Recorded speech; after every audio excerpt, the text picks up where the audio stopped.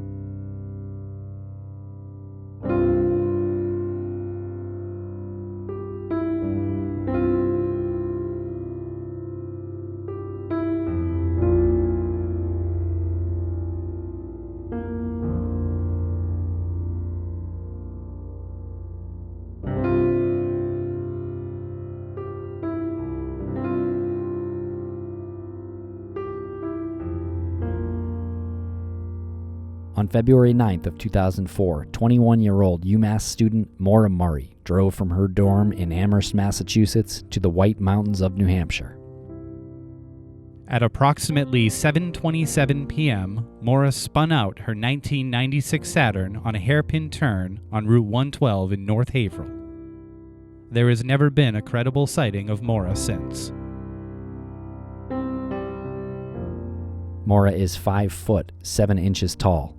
She weighs 120 pounds, and she has brown hair and hazel eyes. If you have any information regarding Maura's disappearance, please submit it to us, the Murray family through their Facebook page, or the New Hampshire State Police Cold Case Unit. This is Missing Maura Murray.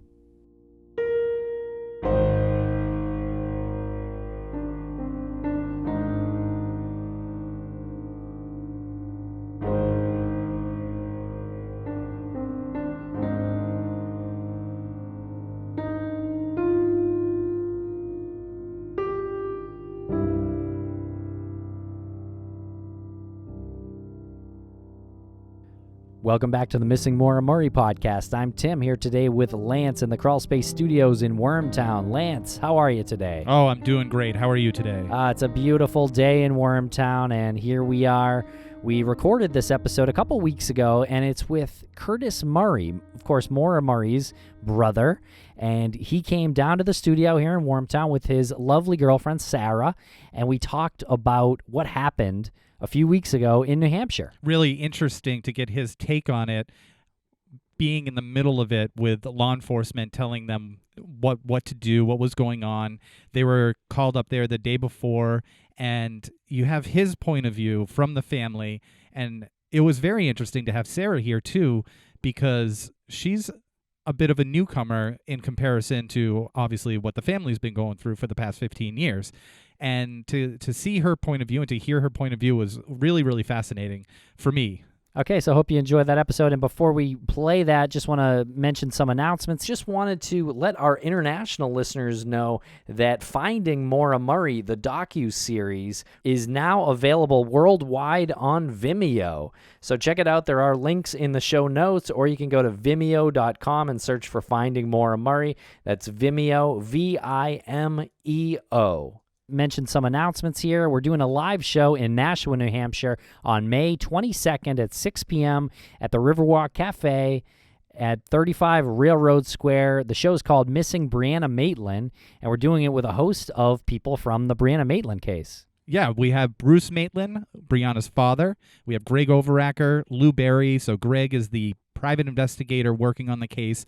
Lou is a seasoned police officer of 30-plus years. Together, they've been working on this case for, I think, 13 years combined. And it's a rare opportunity to see Bruce and Greg and Lou be in front of the public and talk about this. And they're also going to talk about Private Investigations for the Missing, which is Bruce's nonprofit organization that aims to provide resources for loved ones when they have a missing person in their life, and the resources have run dry with law enforcement. On stage with us will be Chloe Cantor as well, so it's going to be a well-rounded conversation that we will wrap up with your questions and answers. And tickets for the live show are available on our website, crawlspace-media.com. You'll see the promo right there, the promo image right there on the front page. Just click that.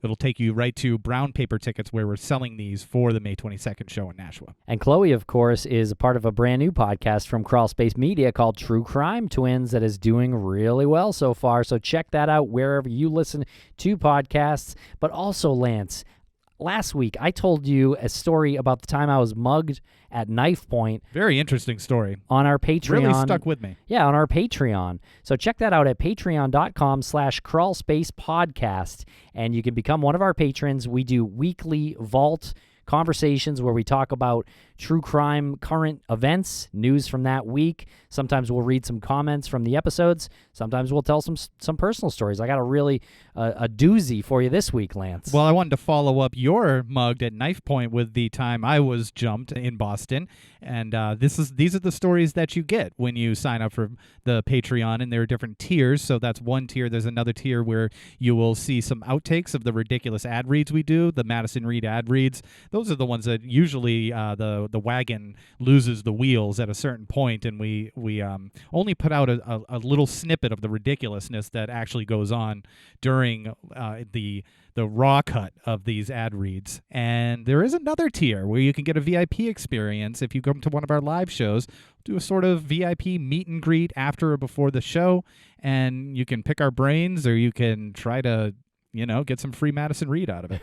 Okay, so check that out. That's available at patreon.com/crawlspacepodcast. And also, there's a donate button now on our site. If you would like to donate to what we do, but you don't want to deal with Patreon, check it out at crawlspace-media.com. Thank you very much. All donations are appreciated. And Lance, we're going to CrimeCon in New Orleans, Louisiana in June. So when you sign up at crimecon.com, make sure to use promo code crawlspace19 when you register for 10% off your badge price, and you will be joining us on Podcast Row at CrimeCon in New Orleans. Right. If you're on the fence about going to CrimeCon, this 10% off the standard pass really should be the catalyst that pushes you over the edge. And True Crime Podcast Festival in Chicago in July, Lance, July 13th. We are going to be in Chicago, and we got a great panel that's going to be moderated by Patrick Hines of True Crime Obsessed, so you don't want to miss that. This is July 13th, and it is at the Marriott in downtown Chicago on the Magnificent Mile, which I heard they're going to rename to the Crawl Space Mile. That's true. They already did that in preparation. So look for Magnificent Mile or the Crawl Space Mile. And check out the entire Missing Maura Murray archive at StitcherPremium.com. So sign up at Stitcher Premium and use code MMM for a free month. So thank you very much for listening, everybody. Follow us on social media. We're on Twitter, Facebook, and Instagram. Thank you.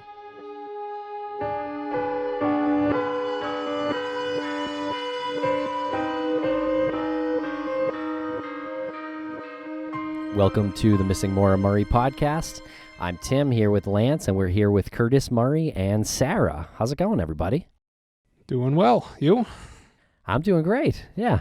Yeah, a little exhausted, but we're here. We made a joke about this earlier. It's like the best day of the year outside. It's like 77 degrees, and we invite you into this basically a dungeon with limited airflow. It's all right. Who needs air and sunshine? We're all good. Yeah, That's good. we're all I'm Irish. basically- I'm not good with sun anyways. That's a good call. That's a good call. This is we can actually put some like dewy mist in here for you too. There you go. Works for me. But Well, yeah. welcome back, and we're happy to have you here. And it's been, I know, a crazy couple weeks, so we just wanted to talk to you about that. Yeah. Yeah, definitely. Yeah, it was definitely trying the last couple of weeks. It was hectic and, emotionally taxing. But, it was just so much attention on it and kind of short notice to go up and, get the news or, not really know what to expect. So take us back to what even brought Fred there in the first place to this location, this house. Well, I know Fred got a tip probably near the beginning of this whole thing that, a contractor, a plumbing contractor may have seen human bones in the basement of this house. And then the next time somebody had gone in, the entire area had been covered with concrete and built up. Okay, so this was early on. This was in 2004, 2005? Yeah, it was in the first year. Okay. Yep. And he wasn't allowed in the house. And actually, the people that owned the house wouldn't answer the door anytime he had gone there. Just for Fred, not for law enforcement? Just for Fred, and we don't know if law enforcement had ever interviewed those folks. They had searched supposedly the outside of the property with dogs. Okay. But Fred was never allowed in, never spoke to anybody, nobody ever answered the door. And it wasn't until the property changed hands recently that he was allowed into the house. Okay, so a contractor who works in the area reported to Fred that they were there working on the house and they thought they saw bones, and that's what brought Fred to that location in the first place. Yes, and Okay. he mentioned it to law enforcement in the beginning, and then Okay. it just never went anywhere from there. Okay. Okay, so you guys finally got in there back in December, Mhm. and you were with Deb's dogs, Yeah. who we've had on the show here, and worked with Eisen. It was the same team, the one that was on the documentary. Okay, and she was confident that they got hits, Yes. cadaver hits. Yeah. The dogs went over to an area in the basement near an oil tank and a wall and very definitively laid down. And then that was confirmed about a week later with another dog who also hit the exact same spot and laid down.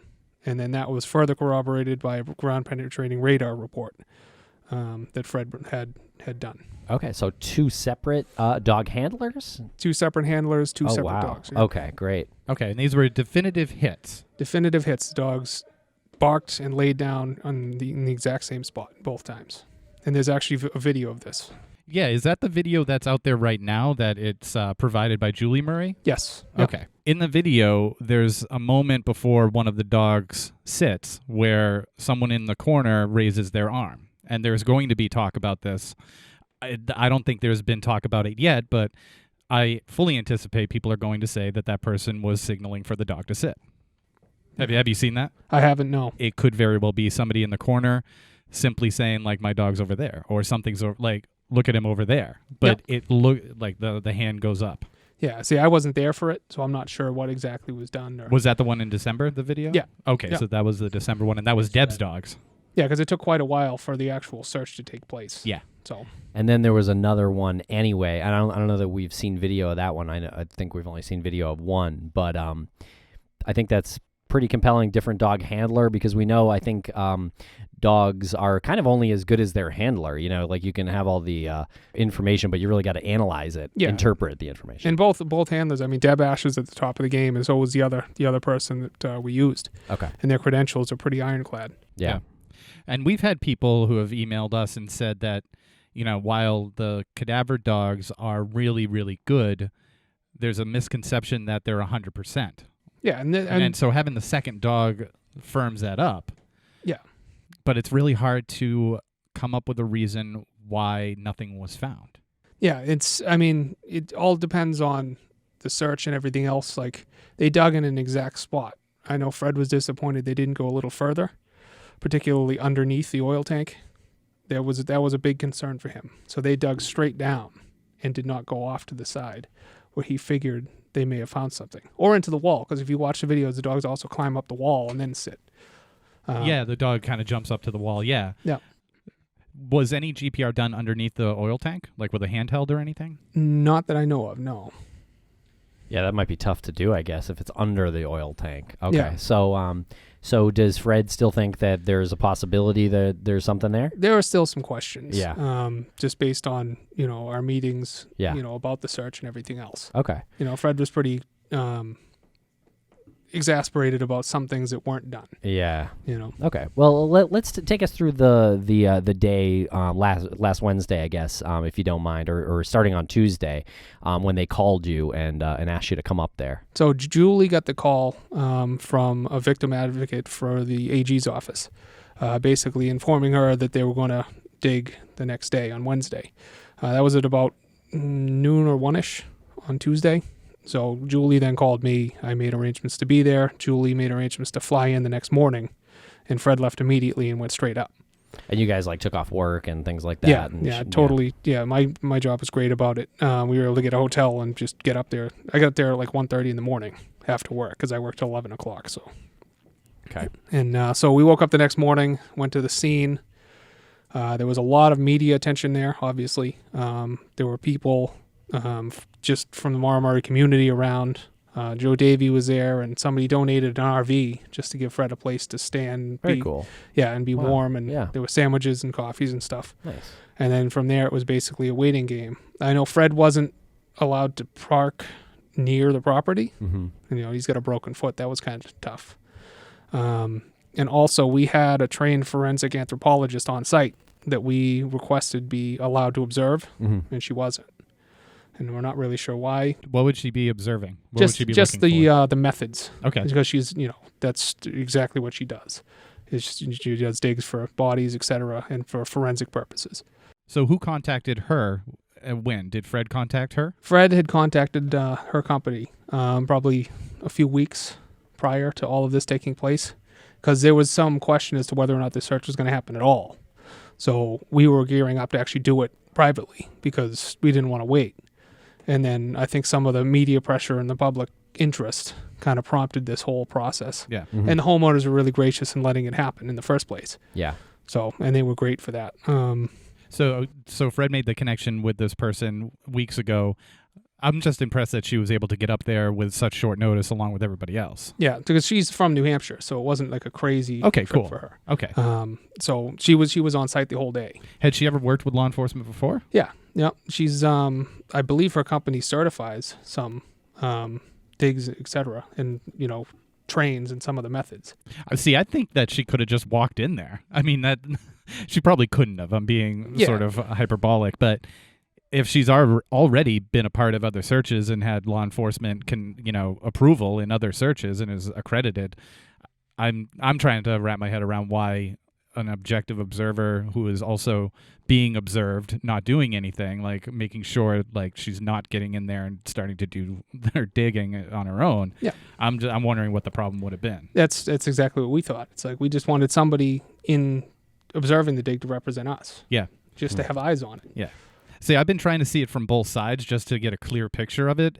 And something that you were talking about earlier was how you were alerted to this the day before, so it feels like it's really short notice. But if I'm thinking about it, I'm thinking, well, I probably would have been really upset to hear law enforcement tell you 2 weeks before, because that just opens up a window for a precedent to be set that shouldn't be set. If you are doing something that is you're labeling a criminal investigation, you should probably keep it as tightly in-house as possible. So thinking about that, yeah, I can see them not telling you until the very last minute, but I don't see why Fred couldn't park in the yard, and I'm having a tough time wrapping my head around an objective, silent, not even an objective observer, just a rep from the family who's accredited and all has worked with law enforcement before. Yeah, and it was her company. They volunteered to actually do the dig in a way that we could then turn the findings over to law enforcement.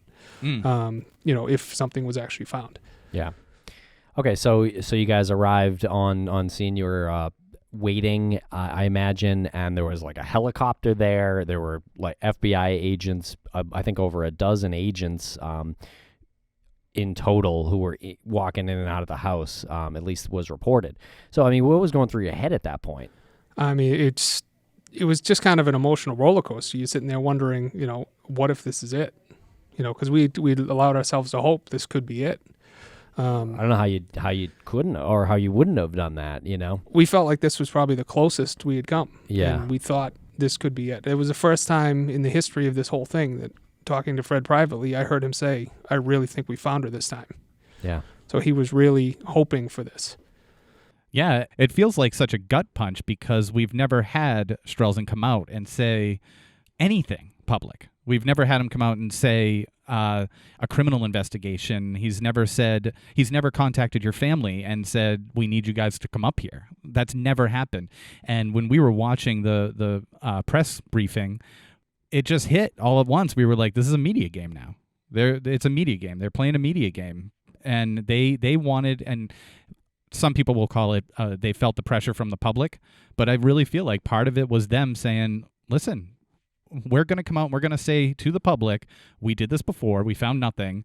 Everyone's saying we're not doing our job. So here we are doing our job. We even brought 12 people in here. We even had the family come up. Still nothing, like we said before. It felt like that tone. And it was, I think we were watching that video and we were just like, this is so weird. Yeah, it was tough because even privately, we met before the official press conference, and that was the air in that room. It was just basically, we told you so, and that was it.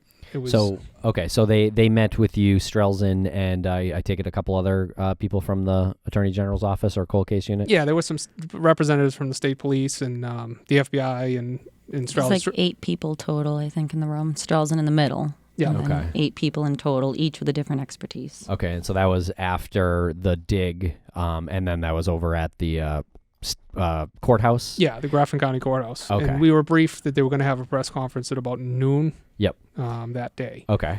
And so they invited us in the room, and they had chairs set up, and basically told us, "Hey, why don't you have a seat?" Which, when you say, "Here, to have somebody invite you into a room and say, "Hi, can you have a seat?" You're expecting they're going to tell you news that you would have to be sitting for. So that was kind of shocking.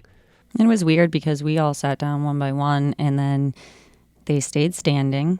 And I was like, okay, now we're looking up at you. We're ready. And then for Strelzin to stand there, arms crossed, and say, "We found nothing." And it was like, wow, I didn't think that's why you asked me to sit down. Yeah, that was tough because there was no introduction, there was no niceties, nothing like that. It was literally just, well, basically we found nothing. That's all he said. And then just we're waiting for you guys to react, basically, like. And Yeah. what time was this at? It was 2:30. 2:30. Yep. And they had been in there since what time? Probably 8 o'clock is when things started. And that was the only time they've ever gone in there to do any digging. Yeah. Okay. And what did Fred do at that point? Yeah. Fred was, you could visibly see and hear him deflate.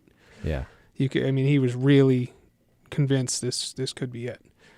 He was, Fred's usually very vocal, and he's, not afraid to interrupt or to interject, and he was basically stoic. That's the first time I've really seen him basically defeated for a moment. I couldn't even, I'm trying to wrap my head around this, from your point of view and from Fred's point of view. How do you think of this other than you're being lied to? Because I don't know if you're being lied to. No one knows who's lying to whom. But how do you not go in that direction and say they either didn't do it properly or they're lying? Because you've had the cadaver dogs hit. You had an anomalous... something anomalous under the surface of the concrete from the GPR scan, and to have 2 cadaver dogs falsely hit and have nothing that is of evidentiary value based on the GPR scan, is it really just a swing and a miss? That's where a lot of our questioning came in, because he backed it up by saying, we didn't really have a good reason to come here today. We didn't have a great reason to do this, but pretty much we did you a favor is the way it kind of came off. And he went on to tell us that they also had 2 dogs go in there prior, and their dogs didn't hit, and then turned back to us and said, your dogs really aren't credible. We feel that they could have hit on a dead rat in the wall. Oh, that's not possible. Well, maybe it is. Who knows? That's what he said. Yeah, that was. He said they could have hit on a dead rat in the wall. Yes. Yeah, that's. I mean, I don't know. I've only known Deb from what she's done with us personally, but a cadaver dog doesn't even hit on a dead dog. Like No. it won't. It's dead human. Yeah, I mean, if not a a cadaver rat. dog hit on a dead animal, you couldn't bring a cadaver dog to many locations where you're going to find a body. Or some. Yeah, exactly. It's going to be all over the place. Collapsed buildings, abandoned Yeah. buildings, things like that. If you're going in there with these dogs and they find anything that happens to have died, well, that really is an incredible use of that resource. We wouldn't do it if these dogs hit on dead rats. That would not be used. And so for him to say that, and then I'm sitting there taking it one step further, did you touch the wall? Mm-hmm. No, So you didn't. I mean, you guys never assumed they would tell you they didn't find anything, right? I mean, No, you guys, you like must I have said, been we in were hoping, shock at and- that point. And it's very hard to be in that situation, especially leading up to it, because you're sitting there. No scenario is a good one. Yeah, Either right. this is over and my sister's buried in a basement, and we have to find her, or it's not over and we still have to search, and Yeah. this isn't over. We have no closure. So that was kind of the emotional piece to this whole thing. It's how do you cope with that? You asked him if he touched the wall, Oh, yeah. and he said he didn't. I asked several questions, and Fred did too. Fred wanted a lot of clarification on exactly where did you Yeah. dig? Did you go under the tank, which is one of Fred's biggest things is if we couldn't get GPR under there, if you couldn't get there, well, why didn't you dig under there? Because we don't know what's there. Or core sample or something. Anything. Yeah. Oh, yeah. You can go down and then over. Well, I mean, the GPR company that we used has been talking about in different locations.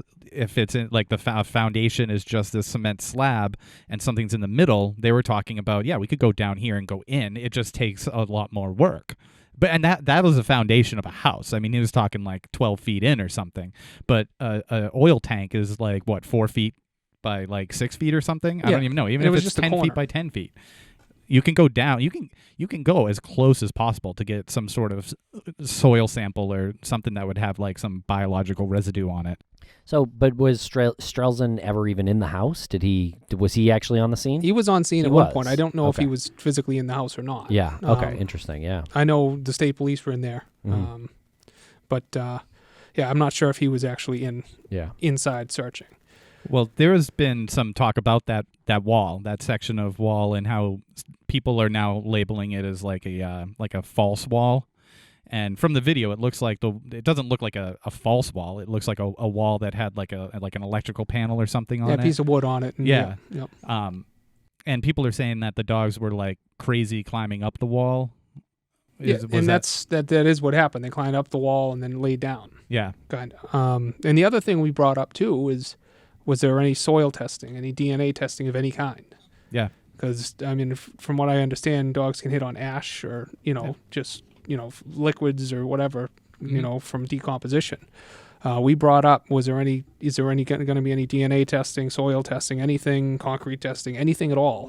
And we were told no, and that's not possible. We have no reason to do that. We won't do it. Well, you can get that privately done, and we're Exactly. offering our Yeah. services. We got the other properties soil tested, and Yeah. We're and more than happy to they're do that. More yeah. than happy to do it, and the cost is not very significant at all. It's a couple $100 to do concrete. Exactly. Well, concrete's much more expensive, but soil, if somebody's buried, they're probably buried in soil with the concrete on top. Yeah. So that the soil is what you want. And We that- specifically asked about the soil and the concrete. And not only did we ask that specifically to Strelzin, I then turned and asked the FBI agent the same question. And the answer from both of them was the same, that there's no reason to test for organic matter or anything else. Well, they're coming from it from a law enforcement point of view. Though Strelzin said there was no probable cause to go in there, which is fine. There's no probable cause. And now you know, officially they said there's nothing in there's there. nothing. So right. I guess from So, that yeah. POV they wouldn't do any testing, any Right. further testing. But the Did- precursor to this whole thing was we had no probable cause to go in, Mhm. but basically we went in and did this anyways to appease you. Yeah. So if we have specific requests, why don't you just help us do them? Great point. Even if you give us a bag of soil to test ourselves. Yeah. What is the problem? What's the harm in that? But you still have contact with the homeowner, right? The floor has been repaired already. Oh, It's been well- closed, and I'm not sure if they're. I believe they're trying to sell the home, so I'm not sure I don't know if they have reason to let us back to do that or Well, what. the offer's there, is what I'm saying. Yeah. If the offer is there and you guys take us up on it, that's we would love to do that. We have no problem going in there and taking a sample and then repairing again.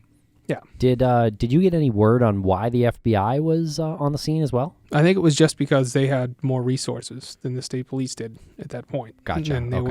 were, called up from Washington. Oh, So really? they came- From Washington? Yeah. They came from Virginia to do this. Wow. So It feels like Strelzin's Did- like, I'm gonna Yeah. pull out all the stops. now. Does it feel like overkill to you? Yeah. it kind of does, because if you had no probable cause, you could have communicated that to us or Right. something. Let us do it privately. It just felt like it was almost like an "I told you so." It feels like Strelzin was like, I can't take it anymore. Call them in Washington. They want to see something happen. We'll make something. Bring me a helicopter. He's like Gary Oldman in The Professional. I don't understand why there was a helicopter there, but I mean, If someone was running. until they searched though on that Wednesday, they didn't know that there was, they didn't know it was going to be overkill because they didn't know that they weren't going to find anything. But there's FBI agents that aren't in Washington. That's true. It's crazy. Yeah, I don't know that protocol, but yeah. So I mean, they brought in all the resources and all Yeah. of this, but we're still left with questions, which is Yeah. frustrating. Okay. Do you mind if I ask a couple questions about the location again? Sure. I love minutia.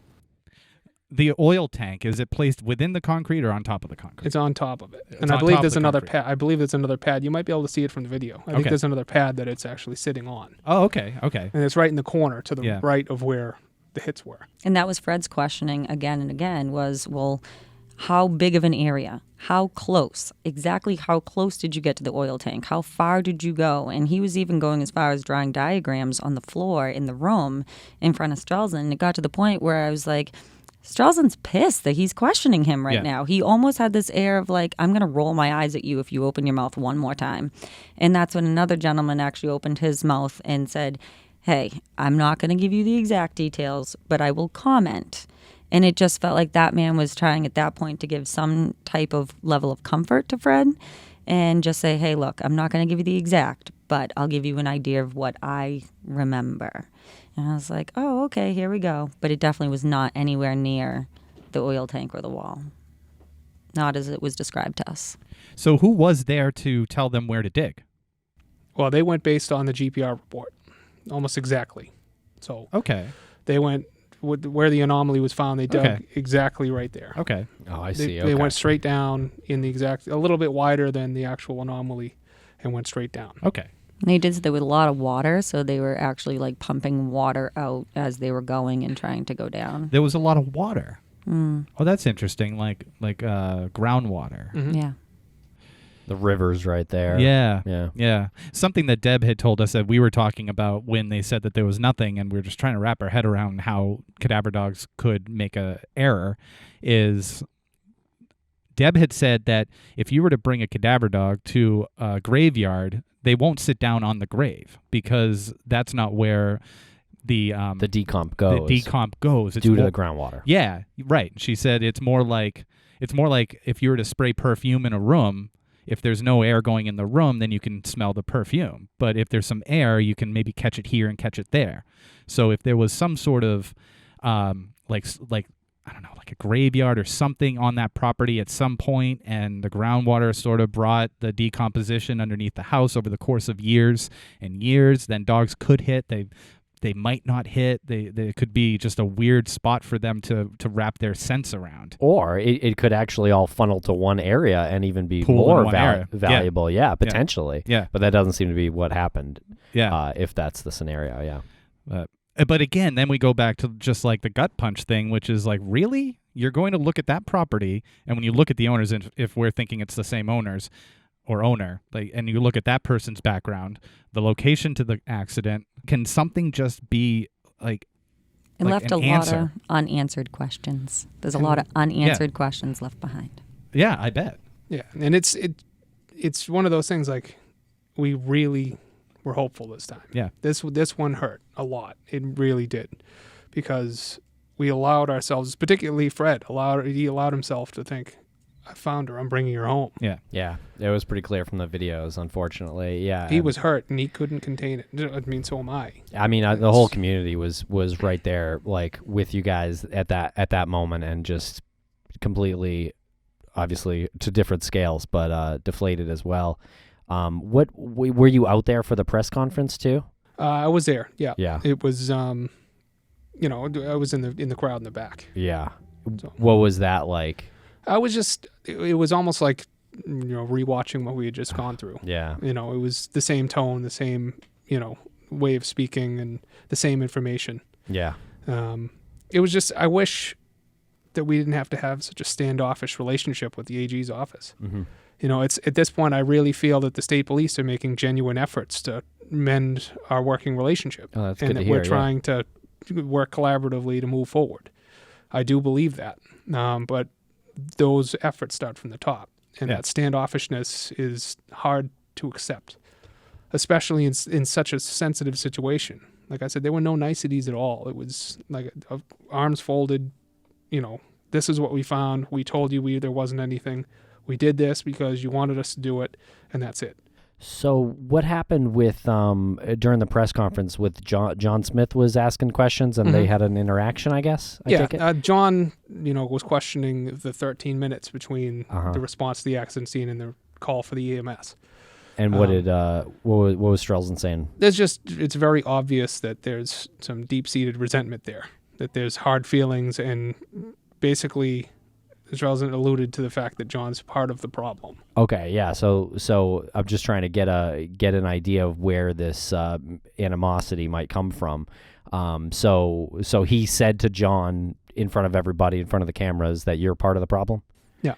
And was that because John just kept going back and forth, and like, was he following the rules of asking questions and He letting was. other reporters He ask? was, Okay. he was in the back. He was quite a ways away. He did point. And Yeah. I know that was kind of a catalyst.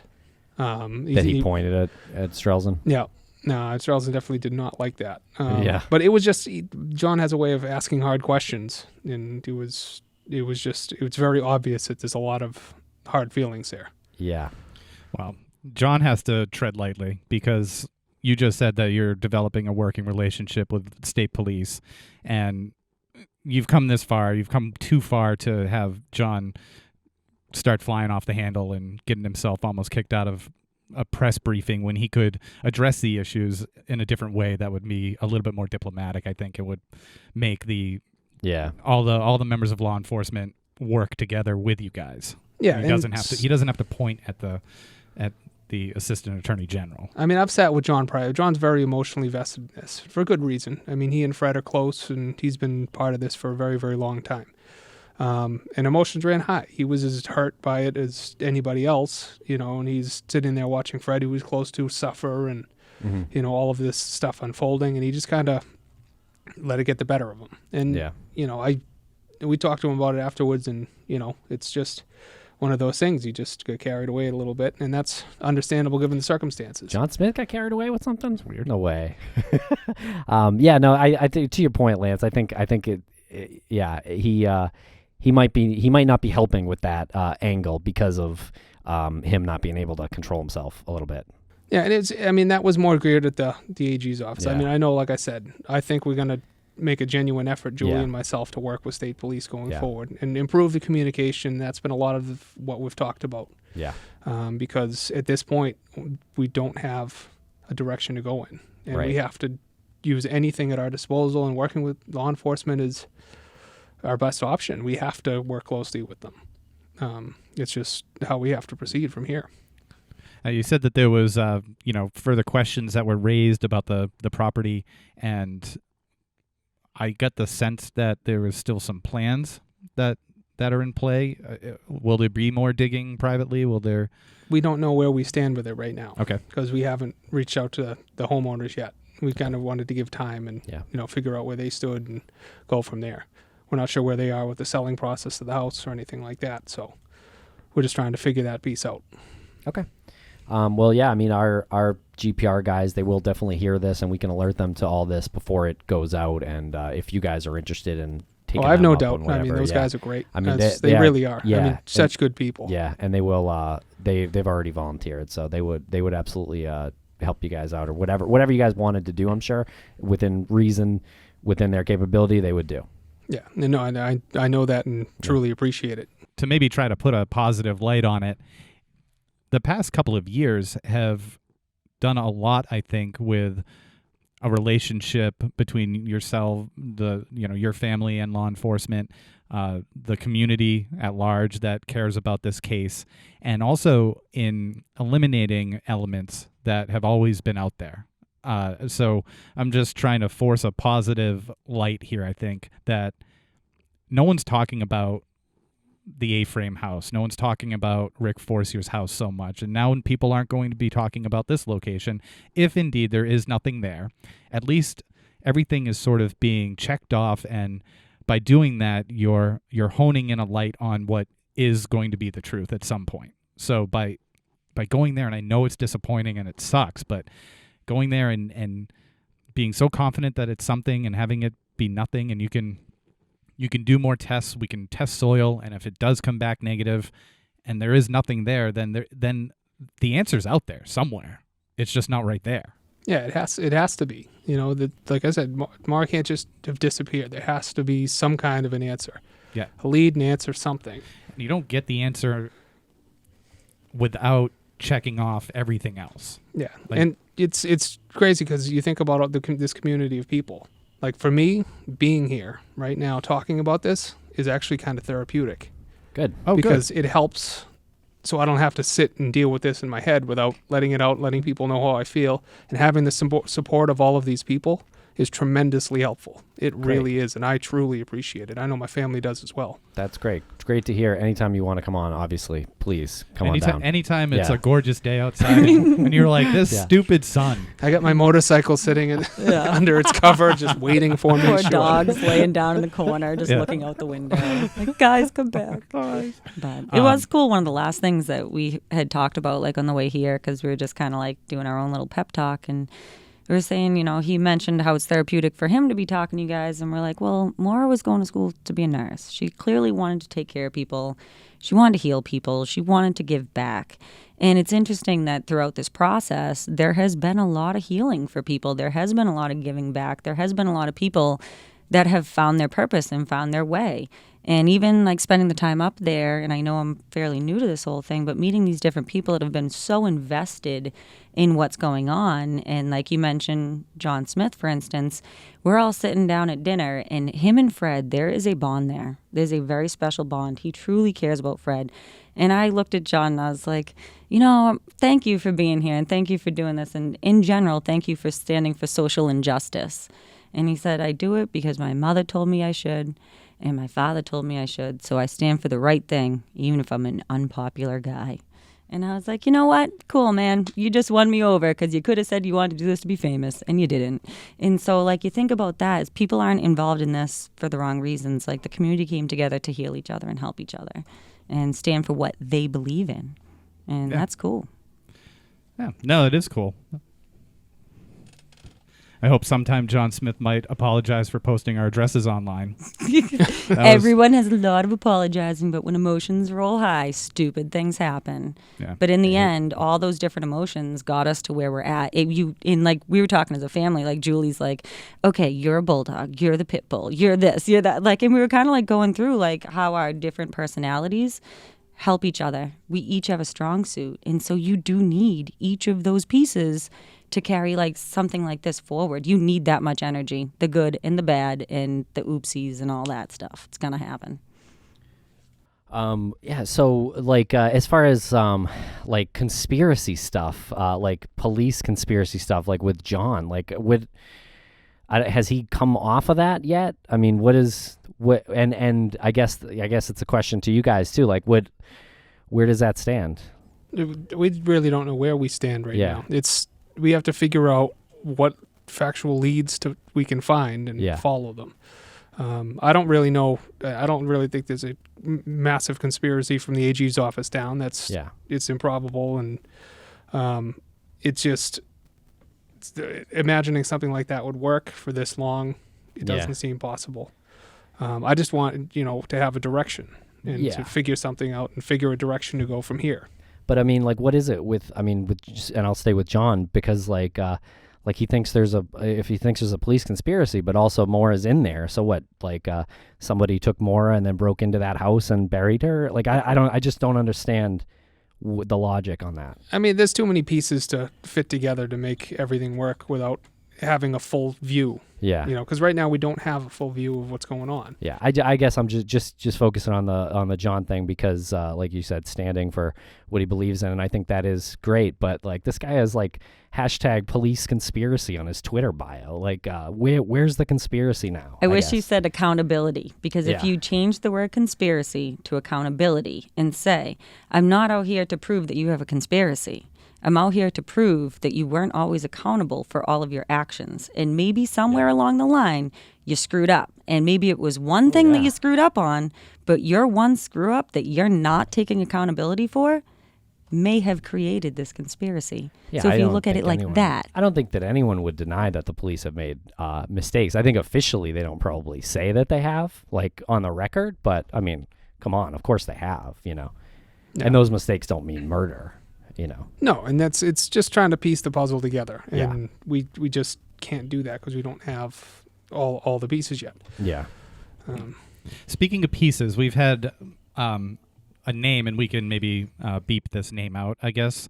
But the name beep. The name has always been circulating in the in the community because he is a maniac, and he has killed people before, and he. Or at least one person that we know. At least one person that we know And of. threatened somebody else immediately afterwards. And yeah. has claimed he's killed many more. Right. And he used to live right where Rick Forcier claimed that he saw Maura that night.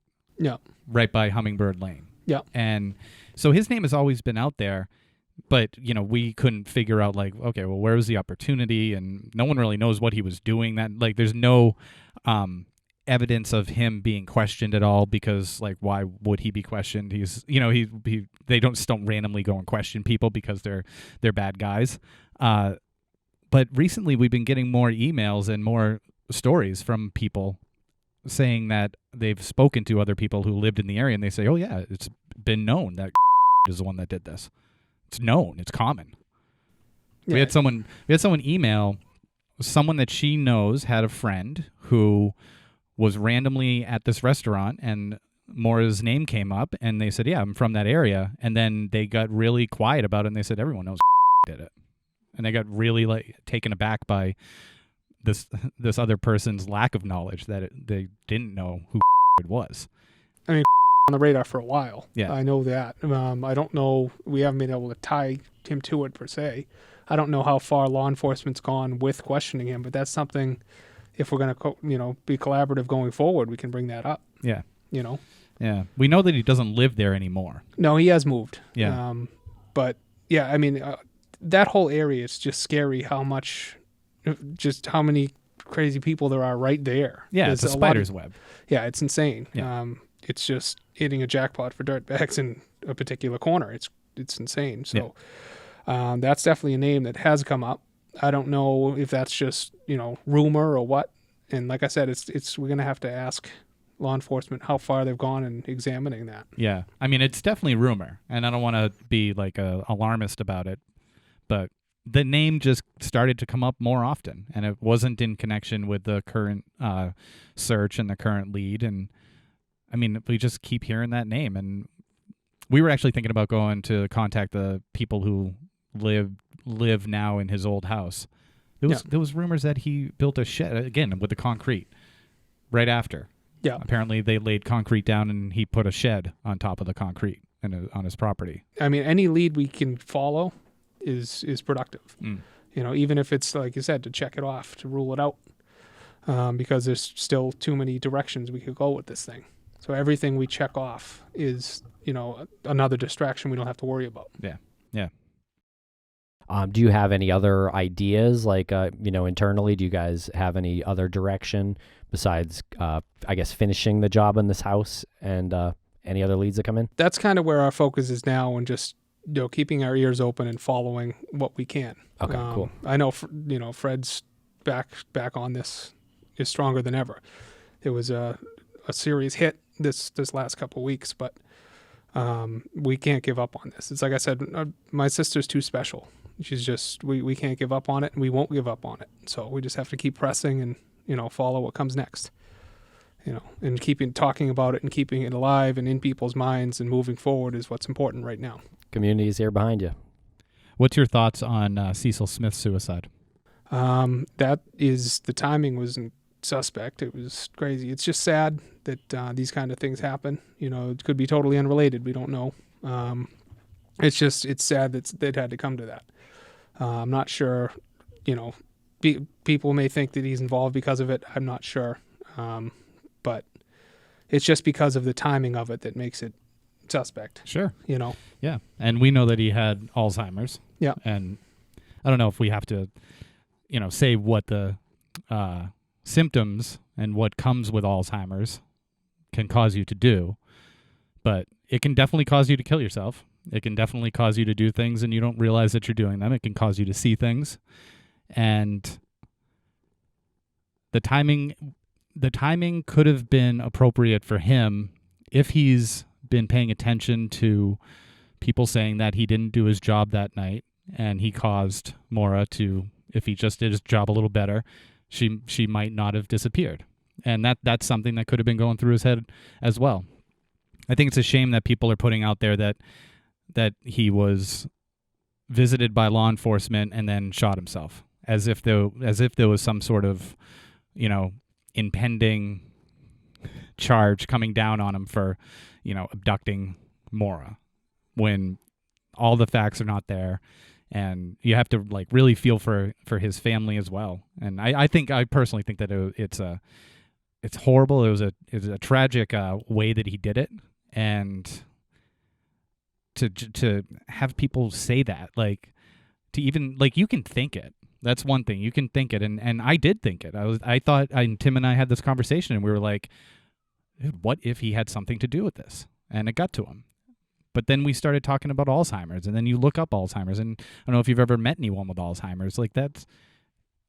He could be fine 1 minute and then think that he's seeing giant spiders coming to kill him and his family. And he's got he was a police officer. He knows how to use a weapon, and and he just does it. Maybe he doesn't want to see his family to see him deteriorating. But sorry to rant on that, but to see people put it out there as if it's definitively connected. You mean? Yeah, it's just it's just another one of those terrible things that comes along with this. Yeah, there's no facts to back it up right now, and his family has to be in an incredible amount of pain, and it's important, especially for us, to be respectful of it. You have to be respectful of that. I don't want to say one way or the other. There's no facts to prove that. I don't want to assume the worst. It's not up to me to assume he had anything to do with it. It's up to the appropriate authorities to prove it. Yeah. If they haven't, that's all we can go with. On the subject of whether things are connected or not, Bill Rausch was indicted recently. I think it was the same day. It was last Wednesday. How are you guys? I guess I'll just ask you as a family, or just how do you feel about it? What are you guys thinking about that? I feel it's totally unrelated and it's been blown out of proportion. I just think the focus on Bill has been unfair. And I think the activities of his personal life recently have nothing to do with 2004. It just has nothing to do with it. And it's just unfair that he's been scrutinized to that point. His decisions in his personal life are his decisions, and if he's made mistakes, those are his to deal with. But I don't think it has anything to do with my sister. And I believe Julie and the rest of the family shares that opinion. Okay, good to know. Yeah. And I think it's important to let the legal process play out with it, innocent until proven guilty. And he's got some legal things days ahead of him. So we'll watch how it plays out. But yeah, like you said, likely not related at all. Would you feel differently about the allegations against Bill if it wasn't James Renner who had brought it all to light? I don't think I would even know about it, to be honest. I don't think true. I wouldn't even have heard of it had James Renner not brought it to light. That's very true. But it doesn't matter who's bringing it to light. You just look at the timing of it. It's too far removed. We know where Bill was when Maura went missing. We know how he got to the scene to search with us. I was with him and his family while we did. And that has been ruled out for a very, very long time in our eyes. Mm-hmm. His mother and Bill and his family were great in the initial searches. I was with them posting flyers everywhere from Woodsville all the way to Lincoln and Conway and everywhere else. Did it ever occur to you, even now, like thinking back on it, that he could have possibly left the search for a period of time to catch up with Maura, and that fight ensues, bad things happen, and he's gotten away with something for 15 years? Thinking back, like, was there an opportunity where you're like, oh, he could have gone out, he could have done that? I don't think so, because I would think, how would he have found her? That was the most irresponsible question I've ever asked, by the way. and Feel free. There's a long list. And there's a long that is a high bar. Feel free to not answer it. Yeah, there's no way, I don't see that happening. There was too much attention on that scene and on everybody there and just in general. Cell phone records, etc. It's somewhere along the line that would have come up.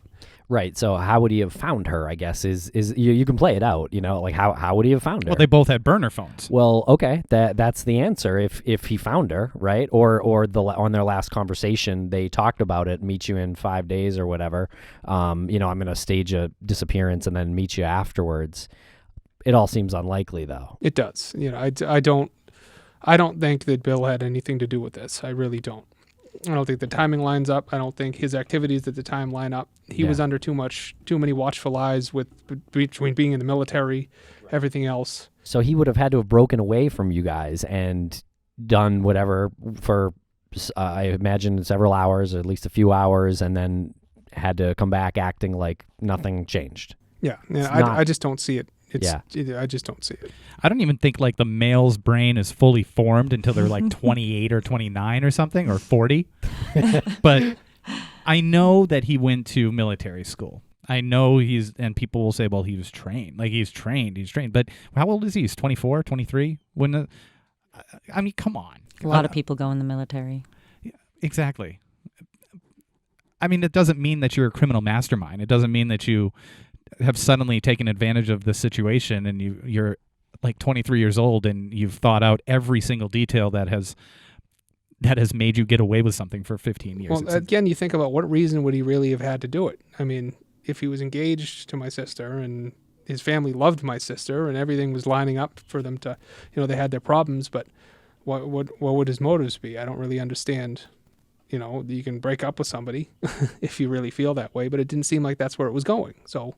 Well, it didn't seem like they broke up, from all the correspondence we know anyway. Yeah, and that's what I mean. It just doesn't seem likely. I don't see the motivation. I just don't see it. So much talk about, well, they were broken up or they were about to break up or they had a rocky relationship. Who didn't have a rocky relationship in their late teens and early 20s? It's all rocky. Yeah. And it's a long-distance relationship. It's all rocky. And you're going to screw up, but that doesn't mean that you've just like flown off the handle and you've lost your mind. Yeah, I mean, unless it's like evidence, like it was just to double back on this. Like we know that there's no correspondence, no emails to meet up, or no phone calls. We know there's no phone records because we've seen those burner phones. I suppose again that still could be a possibility. But if they had talked, the night that Maura crashed Fred's car. That was, I think, the last time they spoke on the phone that we know of, and that was like 3 a.m. or 4 a.m. or something like really late. Like no one's hatching plans at that point, like that. Well, that was part of the plan. Yeah, the first accident. Right. I mean, it's just not. It's just no one's hatching plans under those circumstances. No, I don't. I definitely don't see it. So after you met with everybody, with Strelzin and everything, and this is sort of directed towards you, Sarah. Being, I guess, somewhat of a newcomer to the whole disappearance and this whole situation, what were you expecting, and what was your impression when you got out? I think at that point I was just upset at the way the family was treated, because for me, just basics that you're taught as a child, you don't stand over someone, you don't cross your arms, you don't do these certain things. So here I am, just looking at them like, wow, basic compassion was not met here. So when I walked outside, I had actually walked out ahead of them because I was worried they were going to start before the family made it outside the building, which they had. And so I immediately was met by a lot of the other people that had been involved in it. And they just looked heartbroken because Strelzin had already started, and they just looked at me. And I think everyone was like, kind of like, where's Fred? Everyone's biggest concern was, where is Fred? Is he okay? And so I was kind of met by all of them, and then trying to listen to the press conference and the questions. And I think I just grilled everyone and like looked them in the eyes, like, are you telling me the truth? So Strelzin delivered the information and then left the room and immediately did the press briefing. Correct. Mm-hmm. And they were kind of waiting and like gathering and coming out of the room, and I was just like zoom and took off because I just felt like I wanted eyes on what was happening outside. Yeah. Yeah, because we wanted to leave the building together as a family. So Julie was still talking to, I think, the victim advocate, and as soon as she came out, we went upstairs. I think one of the other things, like you guys didn't ask it, but one question that was asked in the room, we turned to the FBI agent out of Bedford and said, will the FBI now be taking over this case? And his response was, absolutely not. Yeah. And so that is something that people have mentioned. There's been talk about it on the pages and things like that. And people are like, well, are now the FBI going to take it? No. It sounds like a lot of personal animosity towards John, to be honest, that you guys are kind of dealing with. Like, like they're, like you said, like John gets emotional sometimes. I think Strelzin sounds like he was emotional too. So he was acting a certain way, But I think it sounds like a lot of this animosity is directed towards him specifically. Yeah, not the family. Like, because he said, no, absolutely not, because that's a response to the FBI petition. Who knows? I mean, I think in that case, that is a little speculation. Where is it directed? Because we can say right out the way we were treated was not appropriate. So how do we know that the animosity is only directed towards John if the behavior towards us was not that great? Yeah. Who knows? You don't know. Maybe you're giving him too much credit is all I'm trying to say. Yeah. Who? Strelzin. Too much credit? Yeah, I think the animosity is more than just towards John Smith. It's I think probably- I think it's just towards the case in that's general. kind of what The I'm case getting in at, though. general. But because you guys are close to John Smith, like I think that might rub off. I'm not saying break off with him. I'm just saying Guilty by proxy. I mean, doesn't it seem like it? I mean, it all seems directed towards him and not you guys. Like, why would they have animosity towards you guys? Well, I mean, if you even look at the documentary and the way Strelzin was during that, it was still kind of standoffish, and it just seems like that's the general air about it. Maybe because there's so much attention, and there's been so much speculation and just so many different things that have come up with this. Maybe he's just at his rope's end with it. I don't know. Yeah. But it's just, like I said, it's tough to have that kind of a feeling when the only thing we want as a family is to have our loved one back. Yeah. So if John's part of the problem, like, what's the rest of the problem? I guess is what I'm trying to right. If uncover here. Strelzin's saying you're part of the problem. Yeah. What's the rest? What's the rest of the problem? Yeah. Well, on the FBI thing, we've heard from numerous law enforcement like officials, whether they're current or retired, that the FBI really doesn't do things like that. They don't get involved in something that's not straightforward. They just don't. Well, unless they're asked, they need to be asked, and And I guess basically, that's why they were there. Well, And then, so they were asked, but they're not going to be directed to then investigate this because there's nothing there. Essentially, what we've been led to believe is that the FBI are a resource that can be employed at the request of the people investigating the case. Mm-hmm. That they are not going to take the case Right. completely. Yeah. And that's just not going to happen from all appearances. Right, but you don't have to have the answer delivered to you like absolutely not. Like you can why weren't you given that information? When that question came up, why wasn't the answer, well, the FBI has resources that they allocate in certain areas, and this does not fit the criteria of that area. We can ask them to come in, which we did today, and they came, but they do not take over a case because this, and this. Like, instead of absolutely not, it would be nice to get the information so that you can then come out as a family and say, I know there's been a big request for the FBI to get on the case, but the reason why they're not is because of this. And hearing it from the family would go so far to patch up any sort of like ill will between the community and law enforcement. And that could be part of the problem that Strelzin sees John as a front runner of. Like, you're out there always saying police conspiracy, we did it, we're doing it wrong, and we're not, living up to our end of the fight here. If they just gave you the information in the beginning, you guys could properly distribute that information, and it could lessen that sort of heat that comes from the people that John Smith might be leading. And I mean, a lot of the problems that we've encountered recently and throughout this, result from a communications breakdown. So much could be avoided if we had more transparency and more communication, and I think that's what we're trying to work on. Great. Because towards the end of bringing my sister home and our loved one home, we have to improve these things. What we've been doing hasn't led to a conclusion, so we need to change the way we're doing things, and that's a big part of it. And the cold case unit has said that. They said almost those exact words that you said, that certain things happen and times change, and we have to adjust to that, and we have to figure out how we're going to now properly communicate and properly handle the information that we're given. Yeah, and Chuck West has alluded to that many times. And, he's somebody that we're going to have to work with. We have to, because if you think about the history in this case and the fact that he's been running it for so long, there's nobody that's putting more hours in on it, probably anywhere, than he has, And we have to, have a working relationship. It's just the only feasible way to get this thing resolved.